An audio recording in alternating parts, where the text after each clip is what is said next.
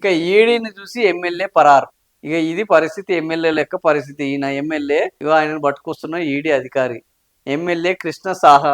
ఎమ్మెల్యేను దొరకబుచ్చుకున్న ఈడీ అధికారి. ఇది బెంగాల్లో ఘటన. ఇంటిపై నుంచి దూకిన TMC MLA, Trinamool Congress party MLA.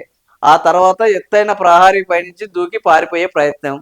వెంబడించి పట్టుకున్న అధికారులు. ఆధారాలు దొరకకుండా ఫోన్ ని మురికాలలోకి విసిరిన MLA Krishna Saha. So ED అధికారులు తన ఇంట్లో సోదాలు చేయడానికి వస్తున్నారని తెలిసి పశ్చిమ బెంగాల్ టీఎంసీ ఎమ్మెల్యే ఒకరు తన ఇంటి మొదటి అంతస్తు నుంచి దూకి పారిపోవడానికి ప్రయత్నించారు. మనం అది సినిమాలో ఉంటది, సరైనోడు సినిమాలోనే ఏది అల్లు అర్జున్ కొడితే వాడు మొదటి అంతస్తు నుంచి బురదలా దూకుతాడు. సేమ్ అట్లనే ఉన్నది ఈ ఎమ్మెల్యే పరిస్థితి కూడా.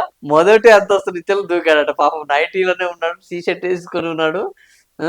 ఆ మొదటి అంతస్తు నుంచి కింద దూకిండు. అంత అరాచకాలు, అంత అక్రమాలు ఏం చేశాడో ఎక్కతో. ఈడిని చూస్తే దెబ్బకు ఫిషప్ అన్నాడు.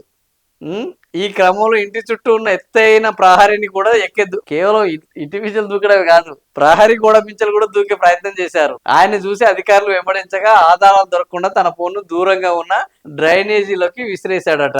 కానీ అధికారులు ఆయన్ని పట్టుకుని అరెస్ట్ చేశారు. ఫోన్ కూడా స్వాధీనం చేసుకున్నారు. పాపం ఎంత ప్రయత్నించినా తప్పించుకోలేకపోయాడు. పశ్చిమ బెంగాల్లో ఉపాధ్యాయ నియామకాల్లో జరిగిన అక్రమాలపై ఈడీ దర్యాప్తు చేస్తుంది. ఓహోహో, టీచర్లకు సంబంధించింది.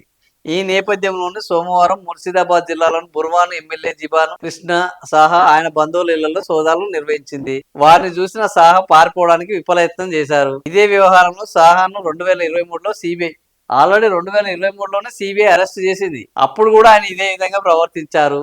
తన ఫోన్లు ఓ చెరువులోకి విసిరికొట్టారు. వాటిని గుర్తించి స్వాధీనం చేసుకోవడానికి అధికారులకు 3 రోజులు పట్టింది. సిబిఐ కేసులో సాహా ప్రస్తుతం బెయిల్ మీద ఉన్నారు. మనోడు మహాగణుడే.